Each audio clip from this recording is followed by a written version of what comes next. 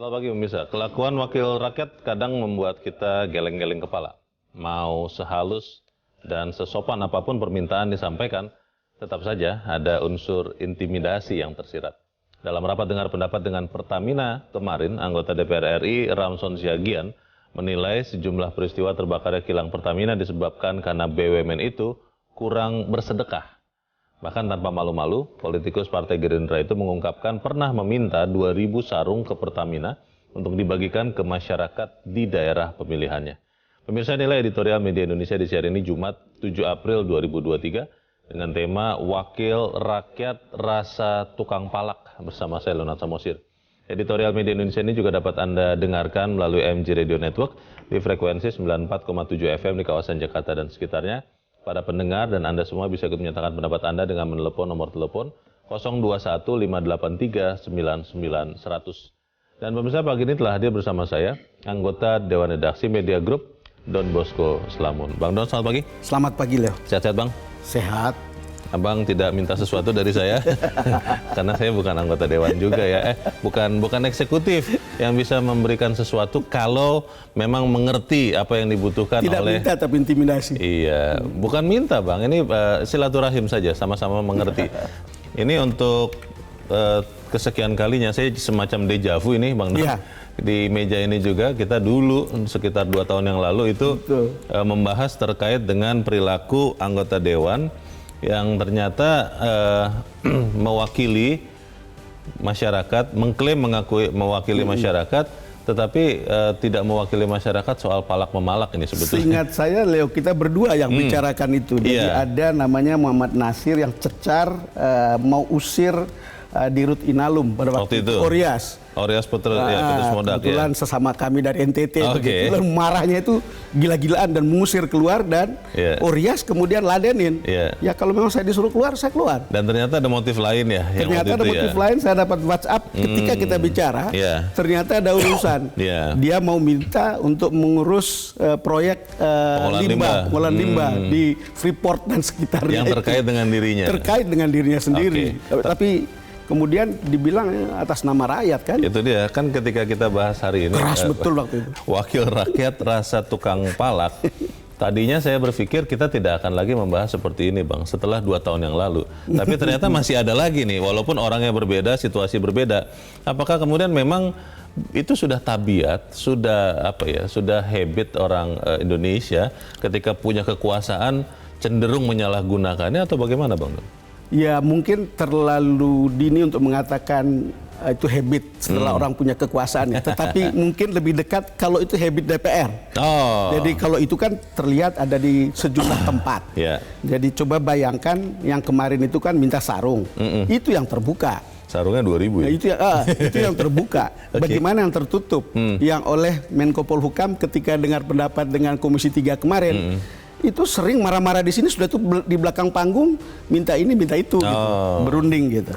Dan yang paling unik itu Leo, itu pengakuan Dahlan Iskan ketika menjadi Menteri Menek BUMN pada tahun 2012. Dia bilang praktek kong kali kong seperti ini sudah sejak zaman Majapahit. Lama sekali. Iya, modusnya itu minta fasilitas, kemudian minta proyek, titip orang tuh jadi pegawai di BUMN. Minta uang terima kasih. Jadi kalau tidak dikasih marah-marah. Lalu kemudian kalau itu uang dari APBN atau dari negara untuk BUMN, kalau cair dia minta jatahnya. Dan itu miliaran gitu. Itu menurut pengakuan Dahlan Iskan. Makanya pada masa dia itu ada 8 orang anggota DPR yang dia ajukan ke Badan Kehormatan DPR karena memeras BUMN. Jadi ya gitulah Leo. Masalahnya Bang, apakah kemudian ini sesuatu yang harus kita terima begitu saja? Apakah memang kita sebagai rakyat yang sebenarnya punya mandat, kita kan memberikan mandat kepada wakil kita. Kita boleh lebih keras ngomong tentang wakil kita. Itu dia, kan kita yang harusnya mengarahkan mereka karena bukan tabiat kita untuk memalak ini. Kita akan bahas itu ya Bang Don. Dan pemirsa, inilah editorial Media Indonesia untuk hari ini Jumat 7 April 2023. Wakil Rakyat Rasa Tukang Palak.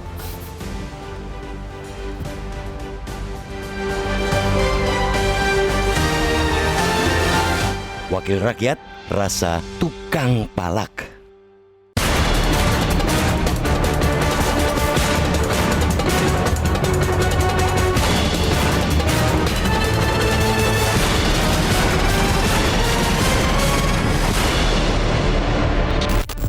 dapil saya butuh sarung, saya WA Bu Dirut, langsung dikirim 2.000 sarung. Sekarang satu sarung pun udah nggak bisa, katanya harus ke Pak Erik semua gitu. Kelakuan wakil rakyat terkadang benar-benar bikin geleng-geleng kepala. Forum rapat dengar pendapat Komisi 7 DPR RI dengan Direktur Utama PT Pertamina Persero Nike Widiawati Selasa 4 April mengungkap betapa parlemen nyatanya diisi pula oleh para tukang palak. Mereka tidak ubahnya anggota ormas yang mendatangi atau menyurati toko-toko retail untuk meminta THR Lebaran. Mau sehalus dan sesopan apapun permintaan disampaikan, tetap saja namanya meminta secara paksa atau memeras. Sebabnya ada intimidasi yang tersirat di situ. Bila para preman berkedok ormas mengintimidasi dengan menggunakan kuasa keamanan, preman parlemen memakai kuasa fungsi pengawasan. Keduanya, walau tidak mengeluarkan ancaman bila permintaan mereka tidak dipenuhi, posisi yang mereka sandang sudah memunculkan intimidasi.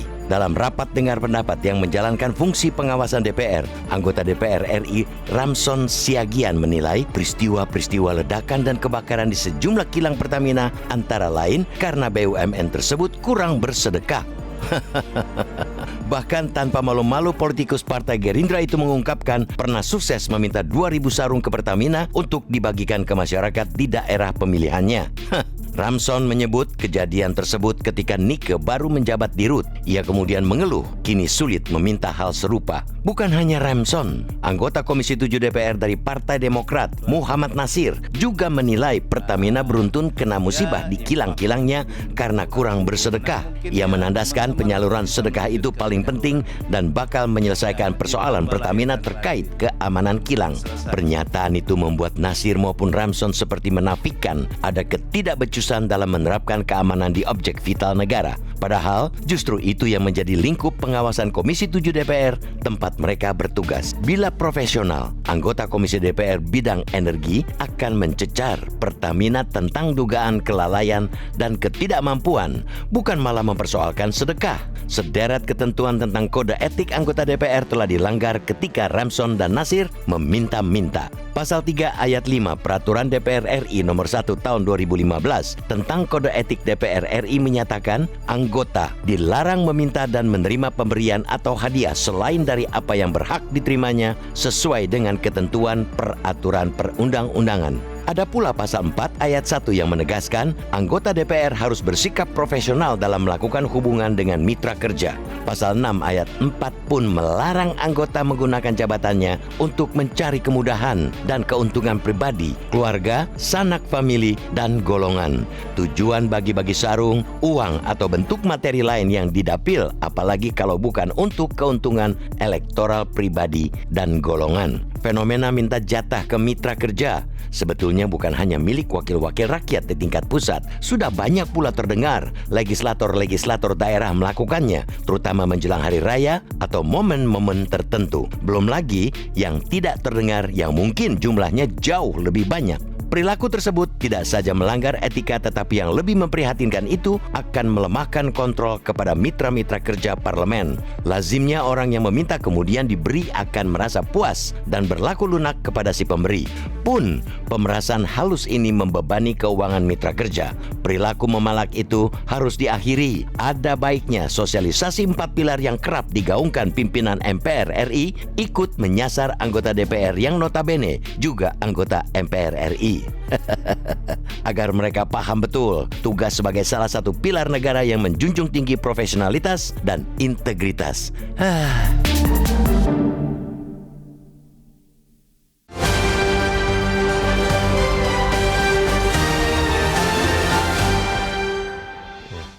Ya, tadi kita melihat ada gambar Bang Don dan ternyata gambarnya sama dengan yang tadi Bang Don katakan 2 tahun yang lalu ya. 2 tahun lalu kita bicara, Pak Muhammad Nasir. Baik, kita akan jeda dahulu dan pemirsa tetaplah bersama kami, Editorial Media Indonesia segera kembali.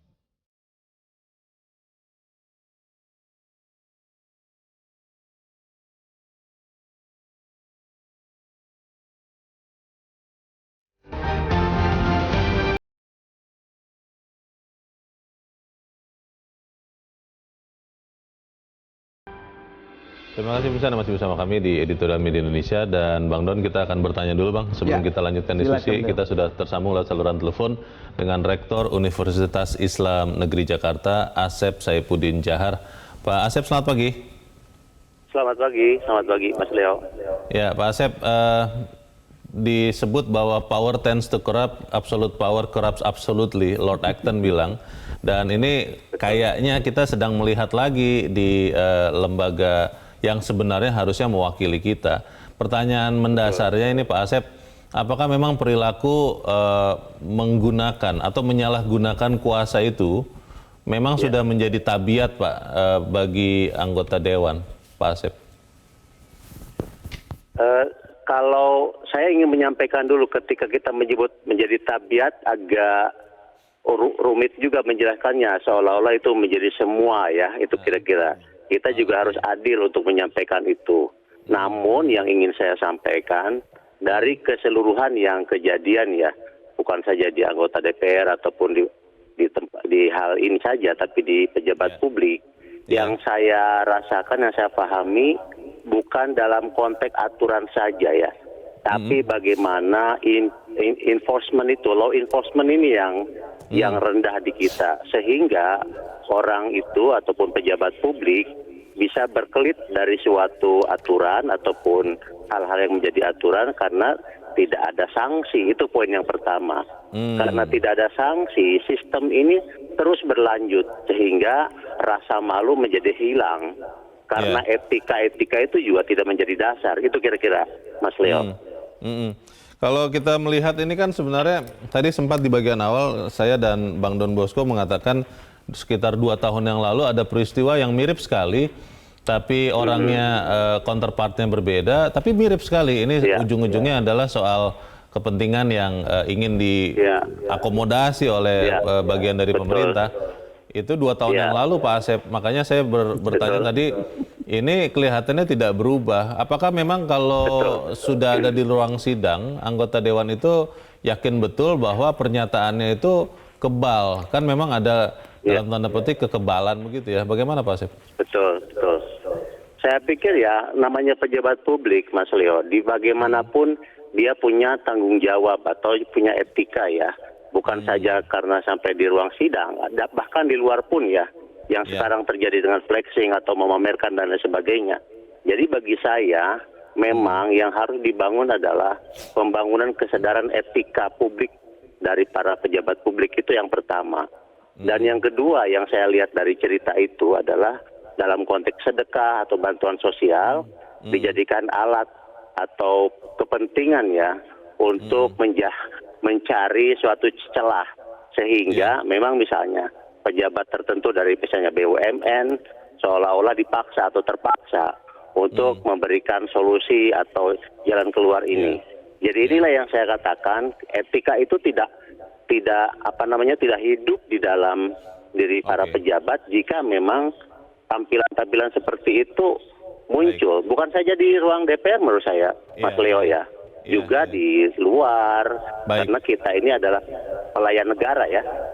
Pak Asep, terakhir Pak, kita bisa berharap tidak bahwa perilaku mendekati tukang palak ini menghilang atau berkurang maksimal lah di gedung parlemen Pak? Karena saya tidak mau sih 2 tahun dari sekarang atau jangan-jangan lebih cepat saya dan Bang Don di sini akan membahas ini lagi begitu. Bagaimana menurut Anda Pak Asep? Ya, kalau kontrol dari pimpinan partai atau dari sisi controlling etika di partai tidak dilakukan dengan baik, saya pesimis ya, itu akan hilang. Karena memang justru partai-partai itu sendiri harus mendidik atau memperkuat etika publik, etika berpolitik, sehingga menjadi panutan masyarakat. Itu poinnya. Jadi kalau itu tetap dibiarkan tanpa kontrol, susah kita berharap ada perbaikan-perbaikan gitu Mas Leo. Baik, kita harap ada perbaikan ya, karena setiap anggota Dewan kan ketika menjabat sebenarnya mengangkat sumpah atau janji, harusnya mereka ingat dengan isi sumpah atau janji itu. Baik, terima kasih Rektor Universitas Islam Negeri Jakarta, Asep Saifuddin Jahar, sudah mencerahkan kami pagi ini. Selamat pagi Pak Asep. Singkat saja, Ya. Bang Don, sebelum jeda, pimpinan parpol tadi Pak Asep mengatakan Ya, itu mungkin dilakukan tidak? Ya memang kan saling terkait karena ada ongkos politik yang harus dibayar oleh teman-teman DPR, lalu kemudian ada belum lagi ada money politics dan seterusnya yang kemudian dia terpaksa harus mencari kemana-mana begitu. Tetapi kan itu bukan alasan yang membenarkan, Leo. Iya. Jangan sampai misalnya sekali lagi ya saya kutip Pak Dahlan Iskan, itu selain tadi modusnya itu juga ada modus untuk minta tiket, minta hotel, sampai minta pijat. Pijat. Ya, ini saya kutip Dahlan Iskan. Oh my God. Kemudian modus lain itu minta produk BUMN. Jadi kalau BUMN itu pabrik gula, ya minta gula di situ.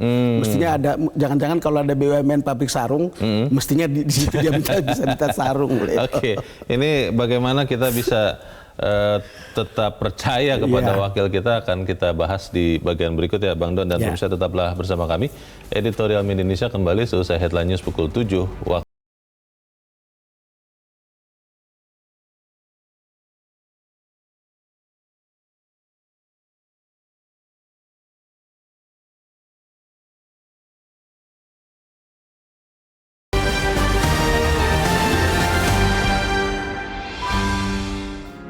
Media Indonesia mengajak Anda untuk mengakses fitur premium e-paper.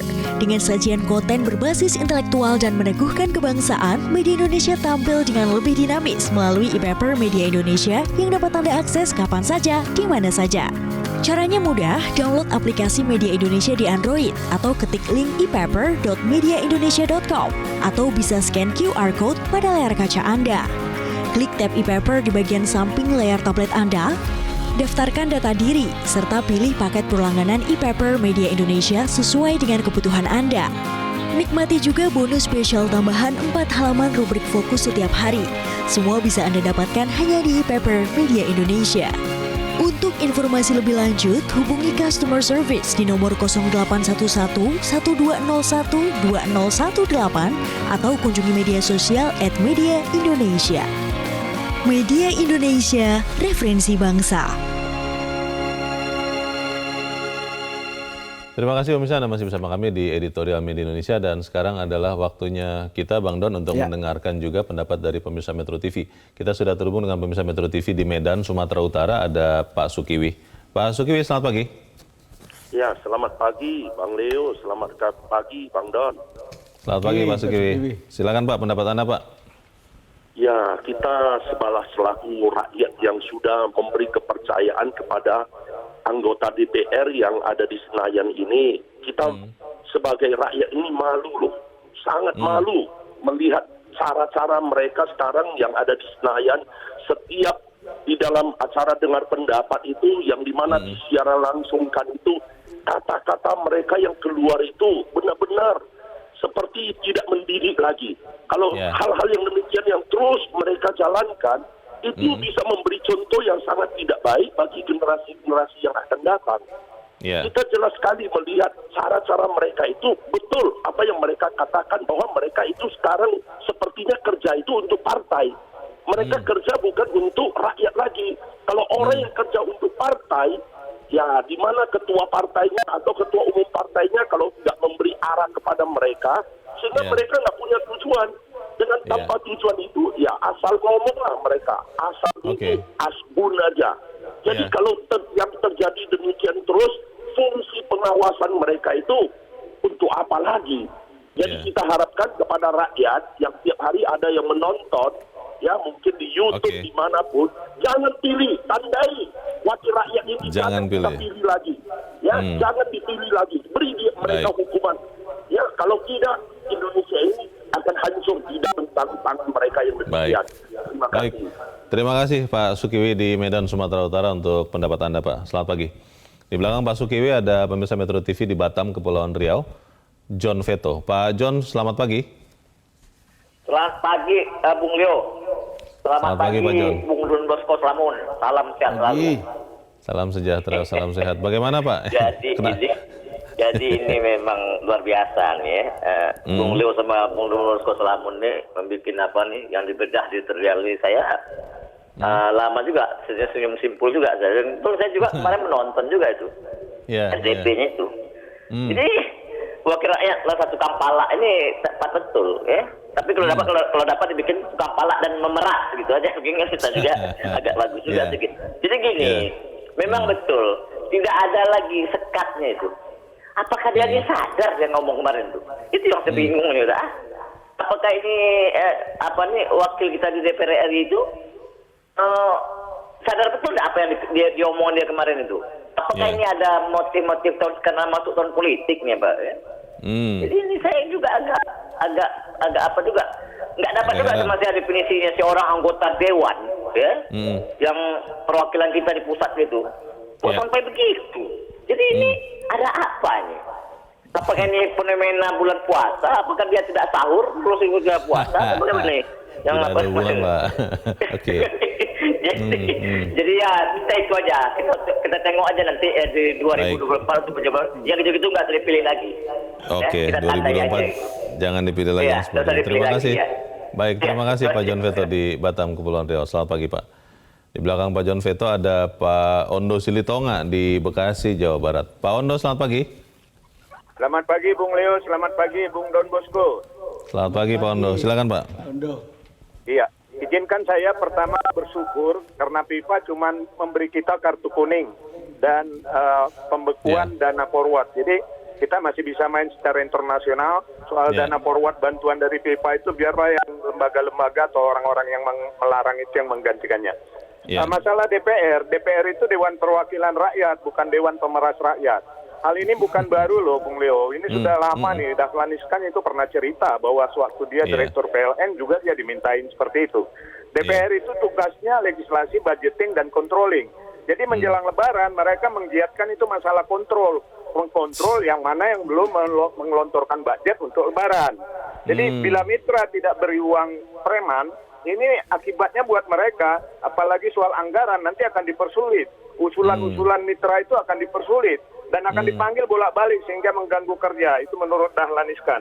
Jangankan soal palak-pemalak ya Bung Leo. Itu Bambang Pacul terang-terangan loh minta agar tidak ada pembatasan uang kartal. Uang kartal itu uang kertas itu atau uang logam. Nah ini kalau dibatasi mereka katanya sulit bagi-bagi ke konstituen mereka. Jadi kita juga jangan mengharap partai mem-PAW mereka. Karena saya takutnya jangan-jangan ini TST tahu sama tahu. Jadi mari kita yang menghukum. Jangan kita pilih lagi mereka di pileg berikutnya. Demikian. Terima kasih. Oke. Terima kasih Pak Ondo Silitonga di Bekasi, Jawa Barat, Pak. Selamat pagi. Kalau tiga pemirsa kita ini kita jadikan sampel, Bang Don, bagaimana rakyat sebenarnya sudah cerdas. Harusnya sih tahun 2024 orang-orang yang lancung ya, kalau saya boleh katakan seperti anggota Dewan ini tidak akan terpilih lagi. Tapi pertanyaannya Bang, apakah benar demikian? Apakah kemudian nanti kita pilih lagi orang-orang ini karena mereka mulai menyalurkan kepada kita sarung-sarung itu Bang? Bagaimana Bang Don? Ya berharap seperti kata Pak Sukiwi tadi, ya kita tunggulah kerja, jangan kerja untuk partai gitu, jadi kerjalah untuk rakyat. Atau dari Pak John Veto tadi ya. Ya kita tengok aja 2024 katanya. Tapi yang paling menarik itu dari Pak Ondo. Dari DPR itu bukan Dewan Perwakilan Rakyat, tapi Dewan Pemeras Rakyat. Jadi ini persoalan kita gitu. Dan ketika itu berulang-ulang, ketika ini tidak pernah selesai gitu, apalagi tadi disebut soal uang kartal itu ya, itu yang mungkin tidak akan bisa keluar dan DPR akan sangat berat itu. Kesulitan. Karena kan kalau mau kasih money politik kan tidak mungkin lewat e-wallet kan, nggak bisa. E-money-nya nanti banyak banget. E-money-nya terlalu banyak dan itu bisa dibuka gitu. Tapi poinnya adalah bahwa kelihatannya kita masih jauh kalau ikuti cara penonton kita berpikir dan itu rasanya mewakili sebagian besar dari penonton kita gitu. Ya melihat bahwa ini makin jauh dan itu lebih pesimistik gitu. Walaupun tentu tidak menjadi dasar untuk kita juga untuk pesimis. Kita selalu berharap akan ada perbaikan. Kalau kita berharap kepada parpolnya Bang, tadi kan beberapa pihak mengatakan demikian ya, bahwa pimpinan parpol inilah menjadi kunci. Kita kan jarang ya mendengar bahwa ada partai yang bilang, kami siap loh mencalonkan Anda yang tidak menggunakan uang, tanpa mahar. Itu kan sangat jarang kita dengar Bang. Ya itu menarik sebetulnya, tapi mungkin bisa dilacak lebih dalam atau lebih detail. partai misalnya Nasdem yang kemudian dengan tagline politik tanpa mahar. Seperti apa itu berjalan efektif? Tapi itu kan satu partai saja, Ya, Bang. satu partai, tapi mestinya semua partai harus melakukan hal yang Meniru sama. juga, oke. Paling tidak itu mengurangi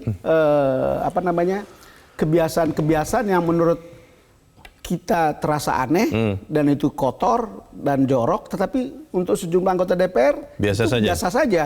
Sama seperti permintaan yang terbuka itu. Sama seperti kita lihat Pak Muhammad Nasir yang kemudian marah-marah ke Orias tadi itu, lalu kemudian ternyata berulang lagi untuk minta sarung ini, lalu dengan menggunakan kata amal dan sedekah gitu. Jadi membungkus bahasa-bahasa agama untuk kemudian meminta sesuatu, tapi sebetulnya karena ada relasi kuasa, jangan-jangan itu adalah intimidasi halus gitu. Leo. Itu kira-kira apa solusinya, Bang ya? Karena kalau memang ternyata tadi Pak Wondo terutama yang menduga bahwa ini adalah tahu sama tahu antara pimpinan partai atau pengurus partai dengan anggotanya yang ada di DPR, kan akhirnya tidak akan berujung ini, Bang. Ya, kalau tanya solusi, Leo, kita lihat dulu angka anggota DPR yang terlibat korupsi. Sejak KPK itu berdiri, itu ada 1.479 pejabat jadi tersangka. DPR itu diantara itu ada 319 orang. Lalu mengapa kemudian mereka korup? Artinya banyak yang sudah pakai rompi kuning kan. Menurut ICW itu karena ada ongkos politik yang harus dipenuhi. Lalu kemudian ada setoran untuk partai. Kemudian ada model rekrutmen yang nepotistik. Lalu tentu konflik kepentingan. Kalau kata JK, walau negara kita bukan parlementer, kekuasaan DPR itu amat besar. Mau menetapkan anggaran negara harus dengan persetujuan DPR. Menjual perusahaan negara harus persetujuan DPR. Bahkan menetapkan dubes juga persetujuan DPR.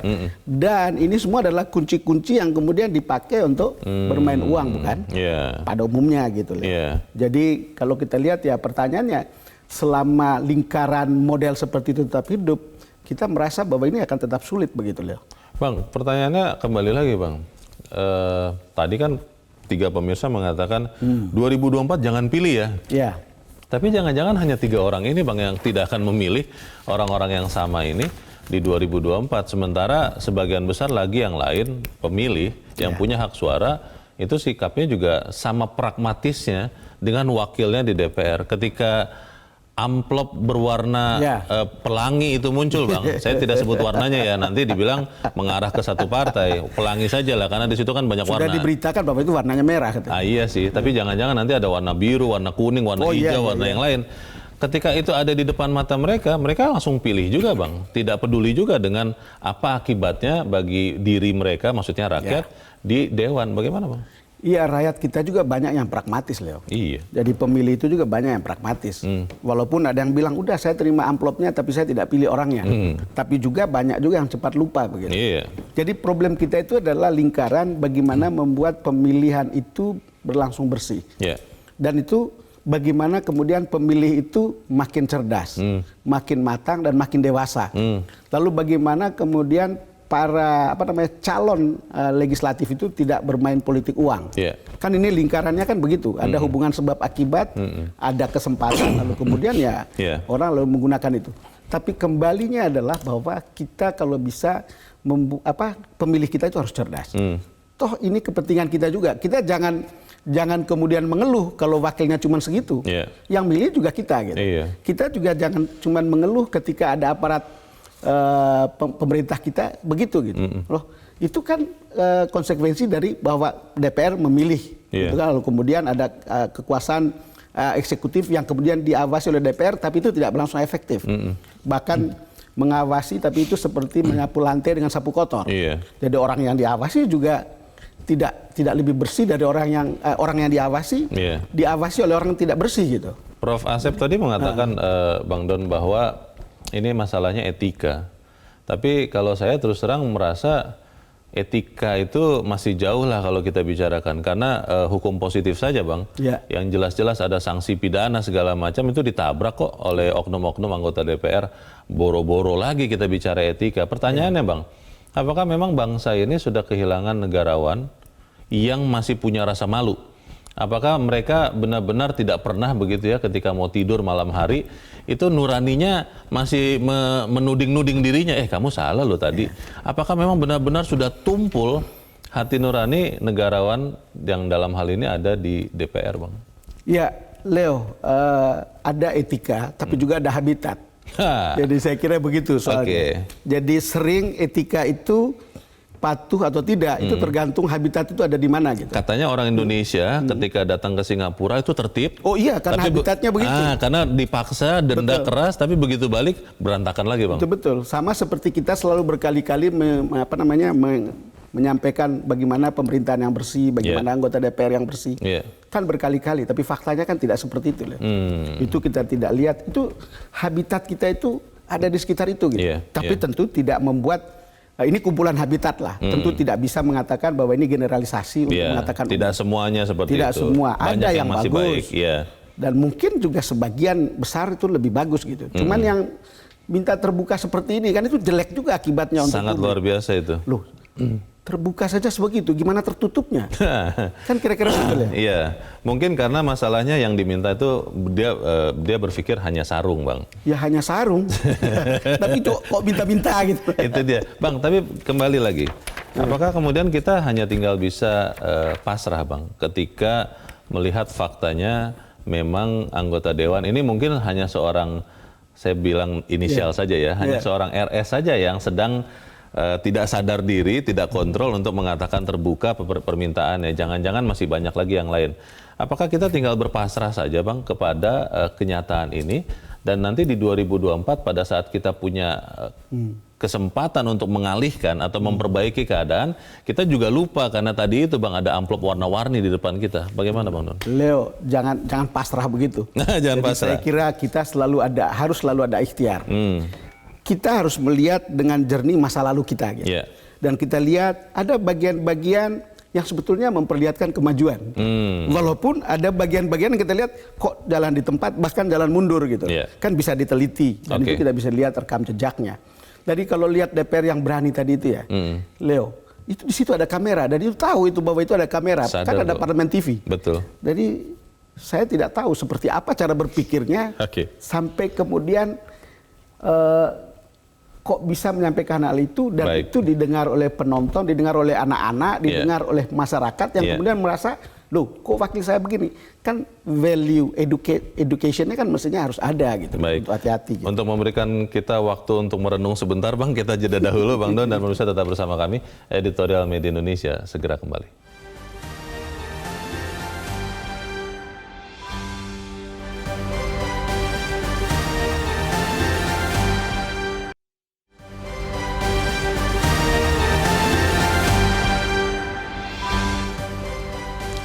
Terima kasih pemirsa, masih bersama kami. Kita ada di bagian akhir dari diskusi kita pagi ini. Bang Don, tadi ketika kita melihat ada anggota dewan yang minta sarung. Lalu beberapa waktu yang lalu juga kita ada melihat anggota dewan yang ketika rapat dengan Pak Mahfud MD, dengan jujur mengakui bahwa dirinya itu benar-benar mengacu atau diperintah oleh pimpinan partai. Betul. Jangan minta kepada kami, Korea di sini, istilahnya dikatakan anggota dewan itu patuh kepada pimpinan. Betul. Nah, akhirnya kan pertanyaan besar kita, Bang, Dewan Perwakilan Rakyat atau Dewan Perwakilan Parpol atau Dewan Pemeras Rakyat, yang mana tuh, Bang, yang masih berlaku sekarang, Bang Don? Ini pertanyaan yang agak menakutkan dan susah jawabnya. Tapi kan kita selalu pada norma bahwa mereka adalah Dewan Perwakilan Rakyat, bukan? Seharusnya. Bahwa kemudian ada atribut A, atribut B. Juga mungkin harus kita mengerti. Karena perilaku anggota Dewan sendiri. Karena itu ada outputnya, terlihat di mata publik. Terlihat banyak orang pakai rompi kuning, terlihat orang minta terbuka. Terdengar orang minta di tempat tertutup, terdengar bagaimana mereka menginjak kaki orang, kan gitu kira-kira ya. Terdengar mereka minta fasilitas di mana-mana, dan terdengar juga bagaimana mereka minta diistimewakan di mana-mana. Kan hal-hal seperti itu terlihat di depan umum. Makanya jangan pernah menyalahkan kalau ada yang begitu. Walaupun kita tahu bahwa substansinya adalah Dewan Perwakilan Rakyat, yang notabene kalau lagu Iwan Fals bilang. Ya wakil rakyat harusnya merayat, kan gitu kan?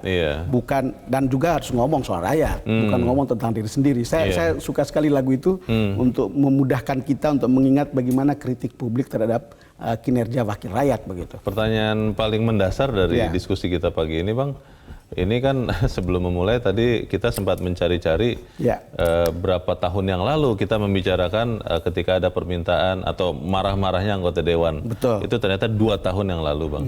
Dan tahun depan ini bulan Februari sudah mau pemilu. Konon katanya banyak yang butuh amunisi, Bang, untuk itu. Dan jangan-jangan sarung-sarung yang lain itu akan terus dimintakan juga kepada pemerintah. Bagaimana kita memastikan itu bisa kita cegah, Bang Don?